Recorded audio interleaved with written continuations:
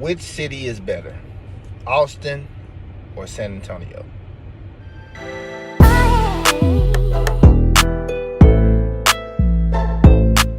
What's going on, world? It's your guy Ragtop Reviews here with another one like DJ Khaled. And today we're gonna get into a mini vacation that I just had. I took my family on.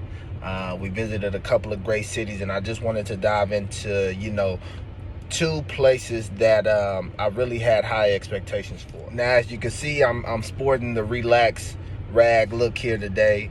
Just kind of letting things flow to me. I'm still in the car. As you can see, I'm literally just getting in town.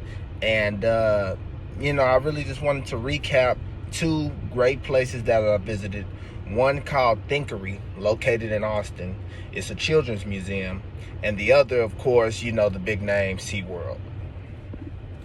All right, so Thinkery is a children's museum, an interactive children's museum that explores all types of different science and nature, type elements that children can interact with, such as wind, water, and any different type of texture type thing that really is good to the sensory of children.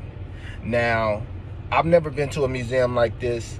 To my knowledge, Dallas probably has one, but I haven't actually been to one that was this interactive as far as, children pretty much ran the whole thing. I mean, start to finish, children could do whatever they wanted that they could see and that they could handle.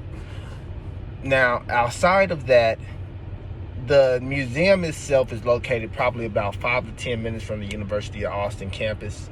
The reason I know that is because I saw so much, UT Austin, signage and different things everywhere as we were getting closer to the museum.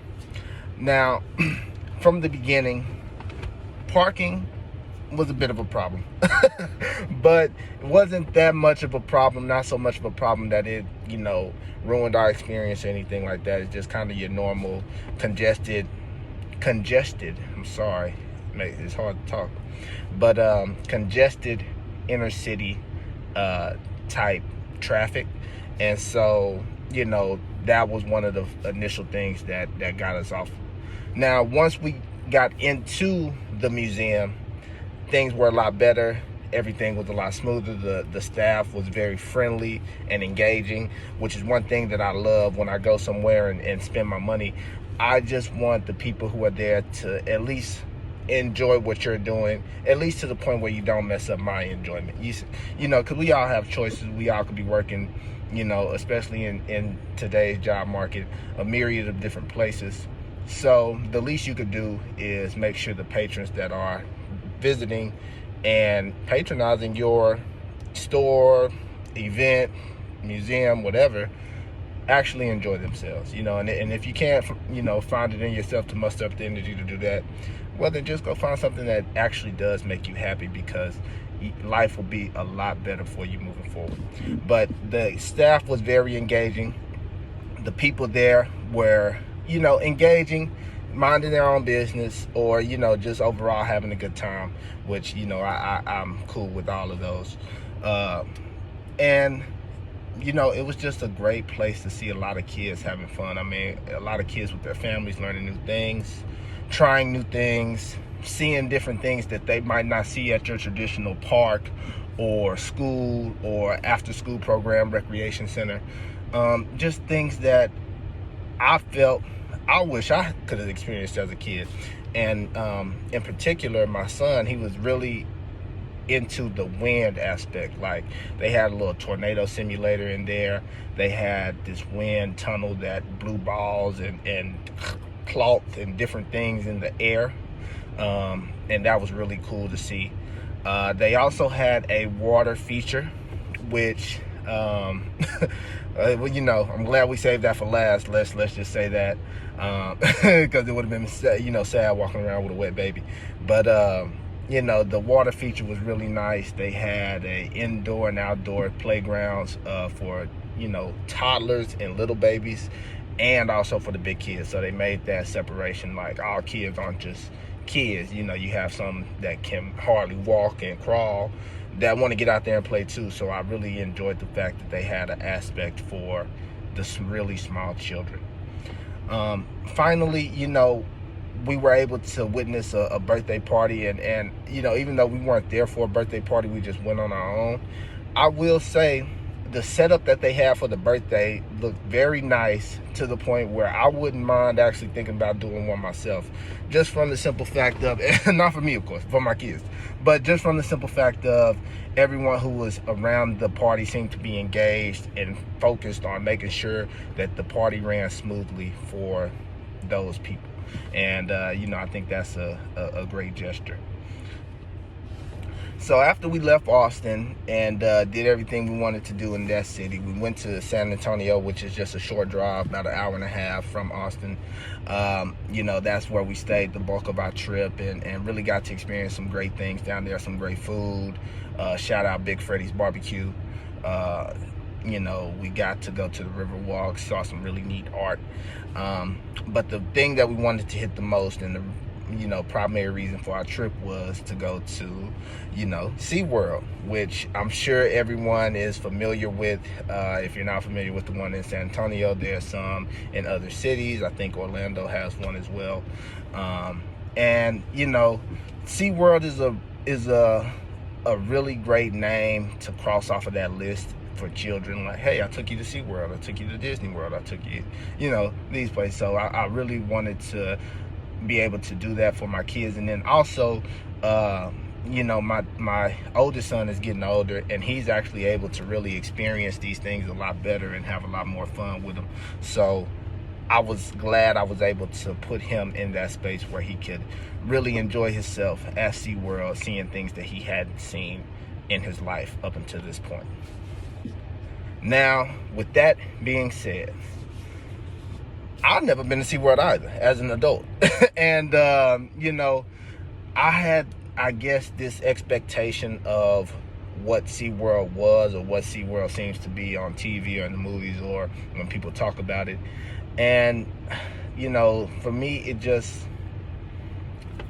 I'm not going to say it didn't live up to it. There were definitely some neat aspects, but I was left wanting more. We got there right when they opened at around 10:30 in the morning. So, we actually were a little early. We got there around 10. They didn't open until 10:30. We, did everything that we could do, with small children, which means, rides were off limits. But, we came in, we walked around the area to kind of get a lay of the land and see where things were. They were doing this festival of 7 different countries. Basically, each area of the park was sectioned off as a different country, like Mexico, Germany, Japan, and all of these different places. And they felt like those different places. So, for example, in Mexico, they had mariachi music. They served you a selection of Mexican dishes, things like that. Same thing in Japan, same thing in Germany, so on and so on. I don't know what all countries they had. I didn't stop at every single one, but I stopped at enough, probably about 4 to 5, to get the gist.